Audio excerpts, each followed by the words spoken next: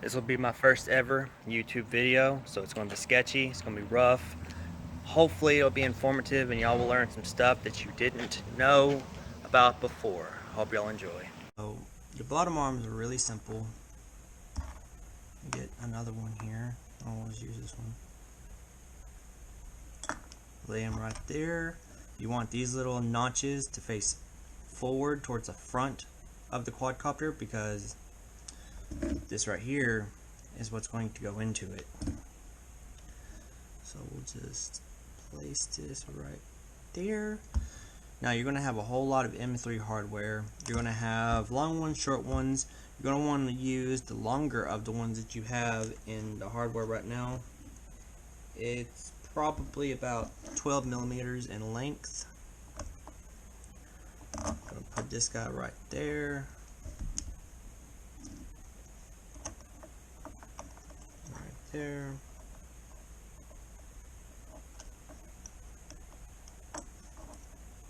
And we'll return. So I've gotten the front part of it together.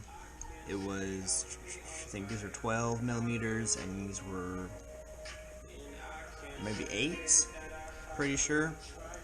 So I'm gonna go ahead and start putting the back of it together. I'm still missing one of the LEDs that I'll be getting tomorrow with the motors. But I have discovered something I think I'm gonna do. The way that one of the build videos on this frame, they had you do it, is you would use this little spacer and instead you put it like this. And you can see there's notches right there on the front. And they said to do that, put notches there. And I think I'm going to put this one here together. And I'm going to turn that around. I'm going to put, this one has a notch, so I'm going to give it a full circle. And then put the notch at the front. And I'm going to give that a whirl. And see how it does. Because I think that might actually give you a little bit more integrity. As well, or structural integrity. As well as it also gives you a little bit more room right here to solder if you're doing some LEDs or something like this. So you could probably get away with doing both of them 16 millimeters, but one of them is an 18 millimeter, one of them is a 16 millimeter. I'm kind of mixing up the hardware because I broke 2 of them when I had that crash, which is probably my fault, which in hindsight, this time I did go ahead and get some liquid electrical tape, and I went ahead and just coated all of this right here just to make sure it doesn't happen. If you were a better solderer, you know, you probably wouldn't have those issues, but I did, so I want to make sure that I don't again. But this is also a very, very tight build. It's tight to me, anyways.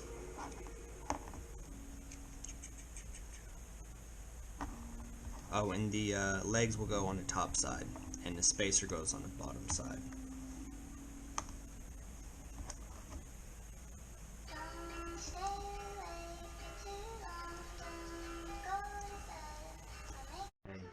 ESC has been put in, arms are on, it's looking real nice. So I'm going to go ahead and flip it over, solder up what I can, just boom, boom, boom. I am going to use the Ethix cable kit that I got today. It was convenient because all these wires are here. Hey, you need a little bit of extra wire, grab your wire box. It's all coated, it's specifically made for this. No grabbing scrap wires and trying to make something work. Good day, guys. Went ahead, finished up yesterday. Got everything soldered up. I want to go back and talk about this frame. This is where the little spacer is that I flipped it around, where the round part that they said to put at the back is now at the front. Gave me a little bit of extra soldering room right here to wiggle my wires in there, so I think I'm going to like that better. We got the LED in we have, and these are the motors that are going to go in. 12 bucks, so I'm going to give them a whirl. This is the V-locks. I don't think these are the V2s. Yes, the KV 1950s, and it's a really nice little motor. I think I've watched a few reviews on it. Some people say they love them, and hey, 12 bucks, you can't beat that. The rest of this will actually be on America V2 frame that I'm still waiting for Caddx Machineworks to send out those frames, but we'll be using the Xylo stack as well as the Xylo video transmitter. It's very similar, it looks like, to the Rush, so I'm expecting about the same, if not better, performance out of it. And the America is going to get this little teeny tiny Lumenier AX2 stubby, which I have a standard AX2 that's going to go on a droner, and I've used it before and it gets great reception. It's fantastic.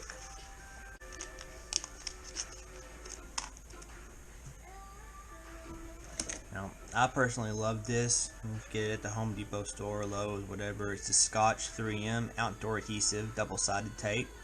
It's fantastic. I stick almost everything to anything with it because it'll stick almost anything to anything.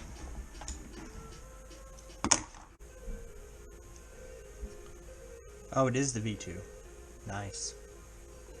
Here's a good look at that 2207.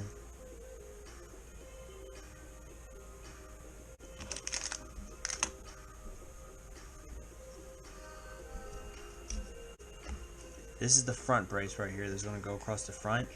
That the canopy here is going to set right there on this, and then these will go into the mount that we were talking about earlier right here on the front. This is where it starts to get tight.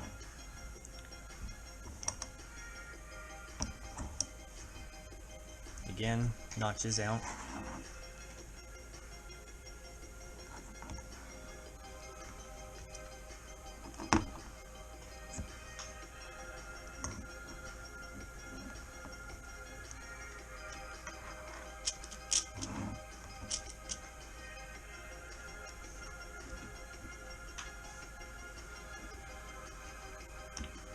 In the next video, if I do it, if y'all think I should, if everybody thinks I should, it'll be the America V2 from Caddx Machineworks, and it'll be right out of the box. So I'll have everything organized and neater. Right now I'm just reassembling something that I've already built, so a little scattered.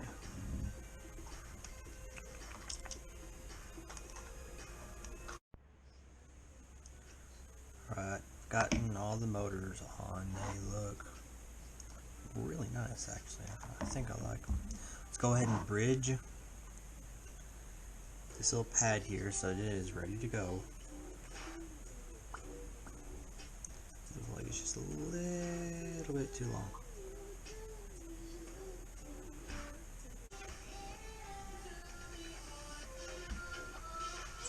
Yeah, we're gonna have a red pad.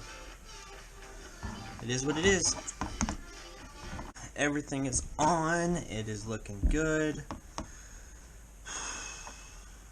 I know I'm probably missing some stuff that y'all are probably saying, oh, tell us about this.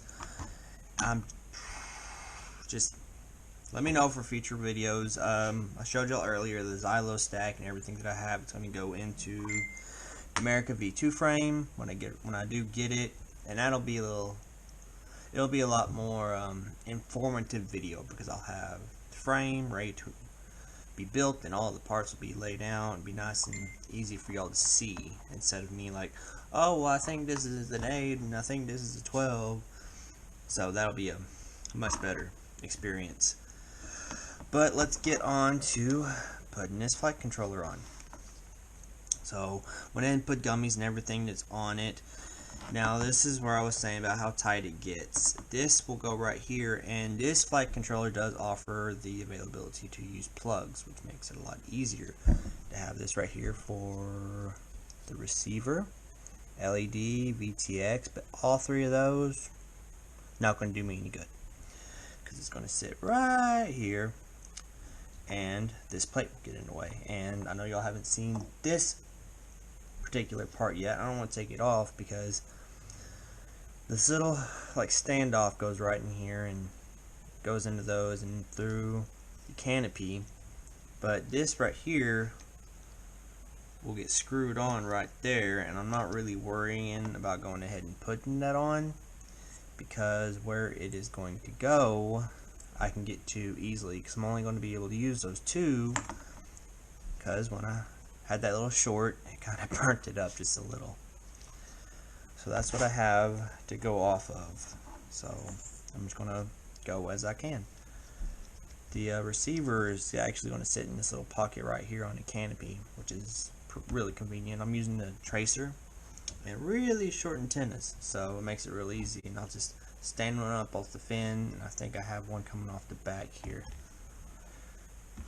And this TPU that I got, it came with another one that's much simpler. You can just put just a standard SMA connector, and you screw it into it and fly it off the back. But I was trying to do a little bit more compact build with this one, so I ordered this TPU from Machineworks when I ordered this, and use this little MMCX antenna.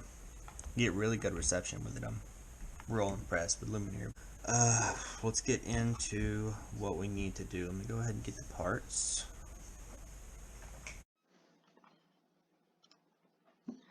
While I was editing the videos, I started to notice that y'all couldn't see anything I was trying to show you as far as the setup and the wirings and solderings of the board. So I'm going to try to reenact it on the screen recording. So if you are using a Rush VTX, like you got the Rush stack like I did, if you can just do a plug to the plug, you can just plug it, play it, fly it, and take off with it. If you did have to do a straight solder job like I did, these plugs right here, your receiver, your LED, and your VTX, will be on the back of the board, which will be right here. This is the underside of that board. The plugs are on the other side. If you are to solder in your VTX, your video out, the video to the transmitter, or your yellow wire from your transmitter will go in right here on VTX. If you are running a VTX that will run 7 to 36 volts or just run off straight battery, on this VTX pad you will do a bridge from the battery to the center pad, and your red wire will go in right there, your power. If you're running one that has to have a 5 volt regulated, it'll go in right here. Solder this and this to the center pad, and your power wire will go right there. Smart audio on this board will be coming out of the TX4, which will be your UART4, which we will go over that in the Betaflight later in the video. The ground wire for your VTX will be this ground pad. It's located right here. Your receiver, for me, it was Tracer, which is Crossfire, uses a 5 volt regulated, so you will bridge this pad and this pad right here, the one on the 5 volt side where this 5 volt says, and the center pad. You will bridge that, and that will be your power for your receiver. Your ground is going to be over here on this far side of this solder strip. Your black wire will go in right here.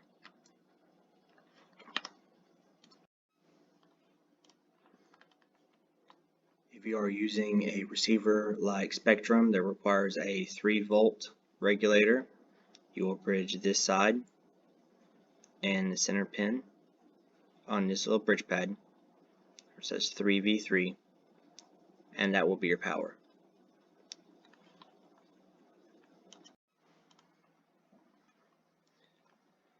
If you are using Crossfire or Tracer, your RX or your channel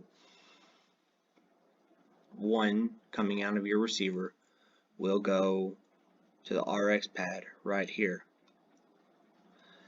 and the channel 2 will go to the TX pad on the flight controller.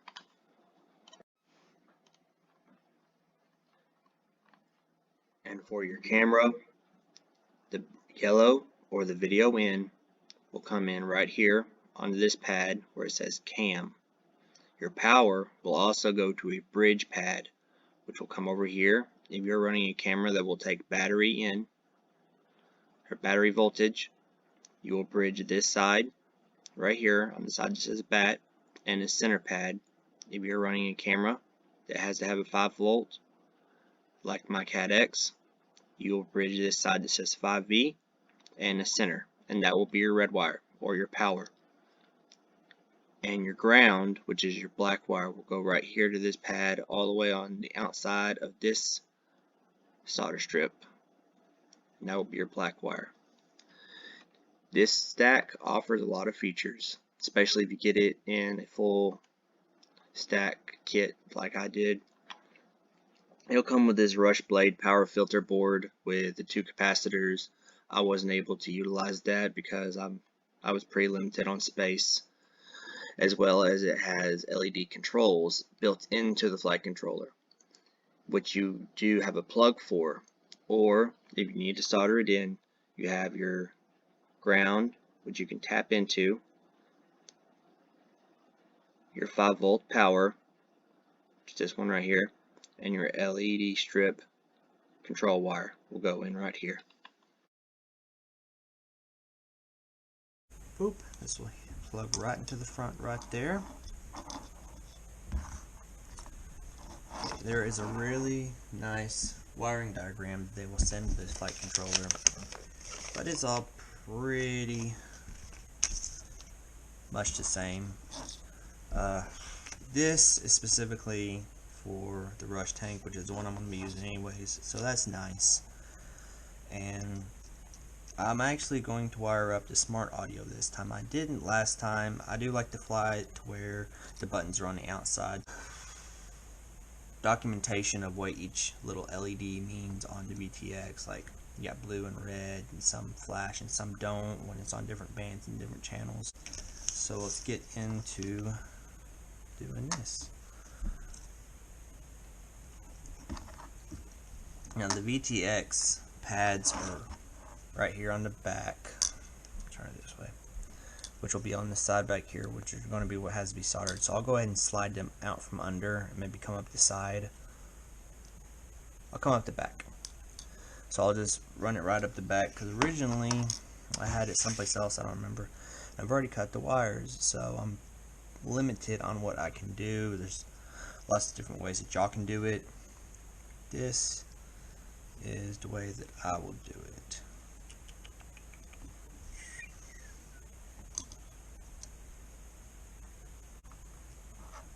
I'm sure to give yourself plenty of room, because you can always take more wire off. You can't put, you can put the wire back on, but that's a real inconvenience. The camera wasn't on, so wired up the VTX battery, VTX TX4, which is smart audio, and the ground, and then tracer, which is the same as Crossfire. You have your ground, power, channel 1, channel 2. Let's see how it slides together.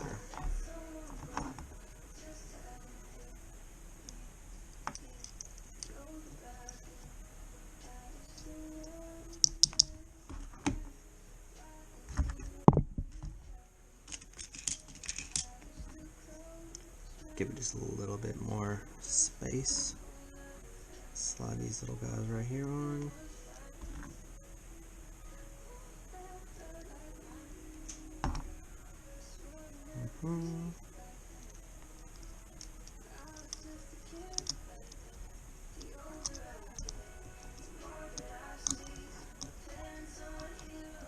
There we go. Now, the moment of truth. Let's put it on Betaflight and see what it looks like.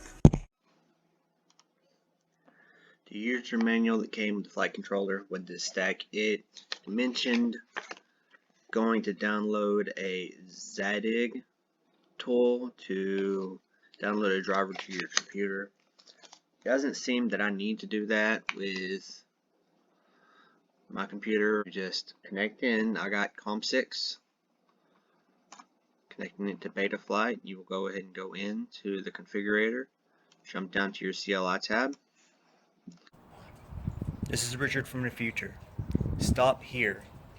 If you update to 4.2.8 on the rush board, you're going to have to go and drop a CLI dump down in the CLI command for it to pick up all of the ports and UARTs and set up correctly. You want to see what happens if you don't do that, keep watching.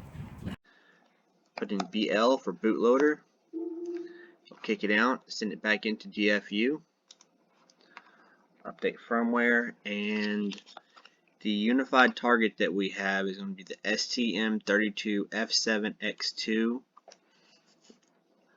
Looks like there was an update on February 15th, 2021 to 4.2.8. It gets sent to me, I believe, with 4.2.4.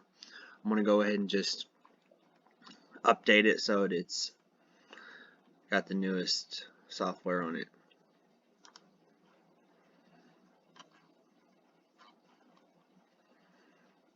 You download it off the firmware online. Go ahead and flash firmware.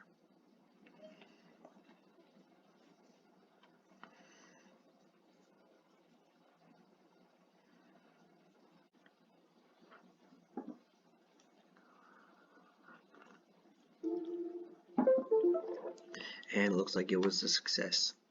Now that it has been updated, we'll go ahead and connect back in. No motor output protocol selected. So we will go to the configurations tab. Set the ESC protocols. Go ahead and do it to DShot 600. Just about anything's running DShot 600 now. ESC sensor, bidirectional DShot. This right here should be pretty standard for all motors, but if you want to go ahead and check your motor poles, you can check your motor poles, which is the magnets on the inside of the bell of the motor. We will save and reboot.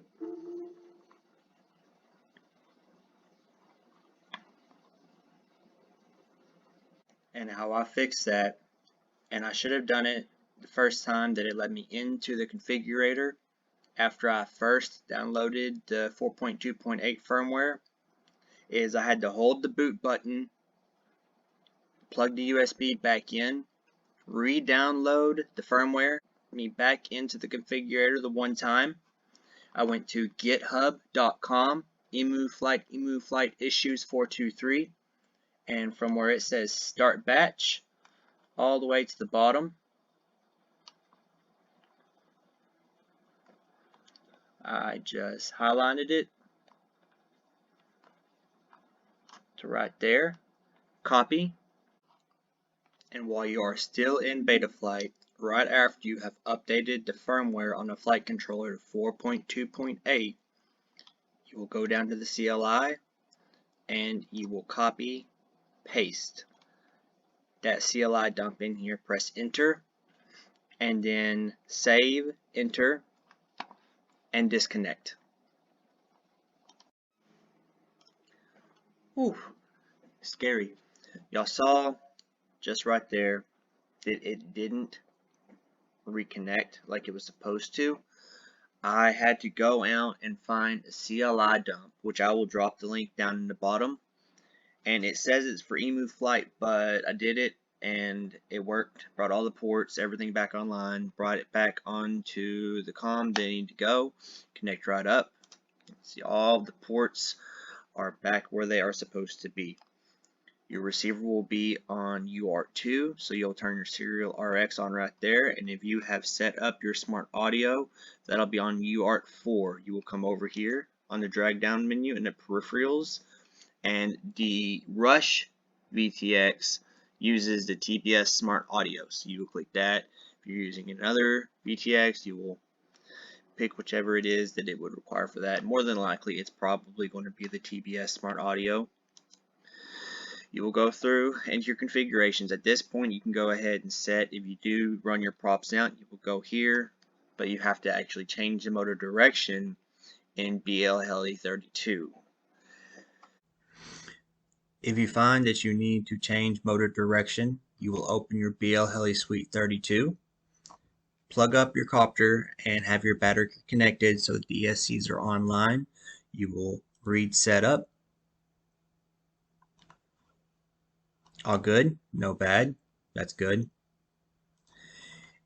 You will click each motor down here, individualize them, and change mode direction right here and do right setup. I will try to drop a picture to show which motor is represented by which number value. Once you have done that, you will click the next one, do the same, next one, do the same, and the next one, do the same. Once everything is done and everything has been written, you will disconnect.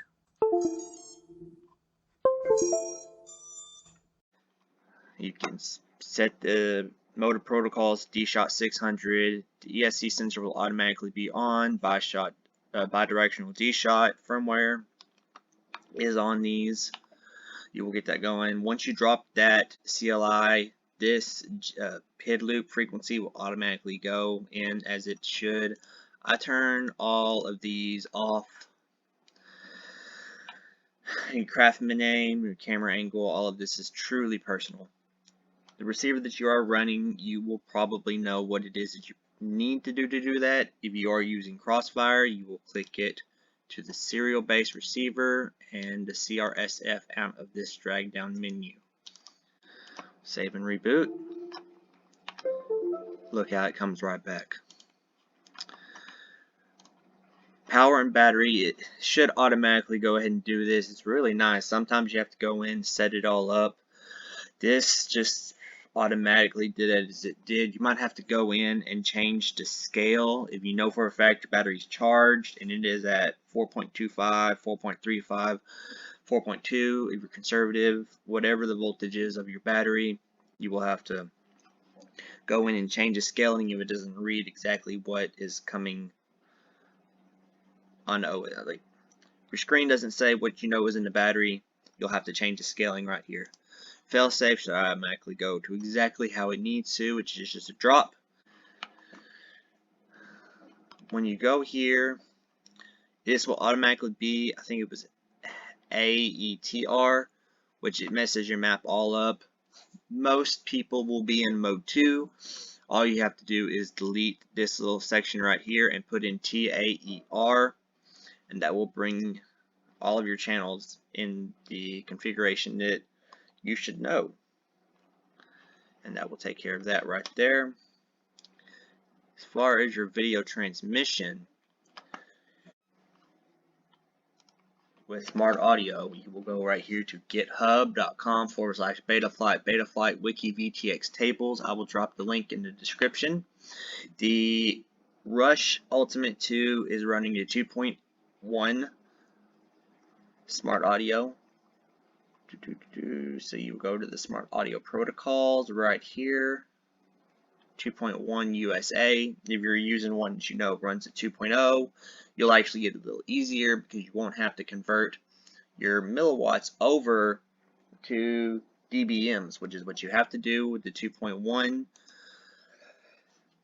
Joshua Bardwell has a really awesome video about, he put a little comparison chart in there, but you will take this dump right here, just to Control A, select all, copy,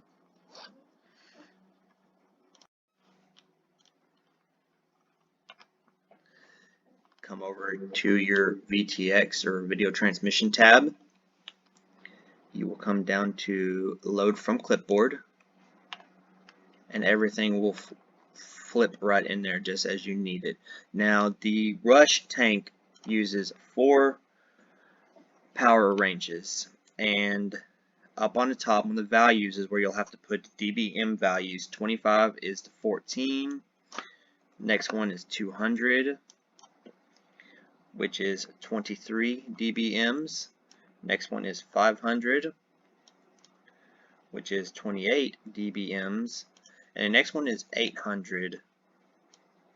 I don't know what dBm is. I just put 30 and it works.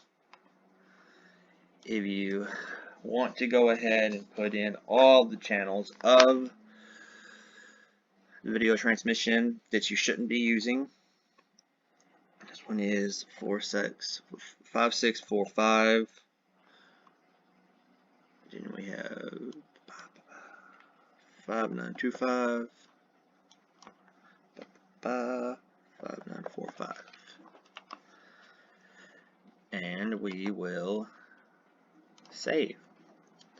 And of course, once you get all of this set up with the table, plug in your battery, power up your VTX, and go ahead and change power or channel. And there should be some LEDs on your VTX that will tell you what channel or power level it is on. Make sure that it is working. But if you are running the Rush Ultimate 2, this is what you need. Your battery, I understand the risks. Make sure your props are off. Power up your master. Make sure everything comes up. You have an error of 0. I have 100 right now, but it's because it's not reading anything from the ESCs. And however it is that you want to run your props, props out, props in, make sure that the motor rotation will reflect what you are trying to get the motors to do. We hope that you liked the video. We hope that y'all found it informative. You learned a thing or two you didn't know before. If you liked it, please let me know down in the comments. And these little puppies love it if you hit that subscribe button.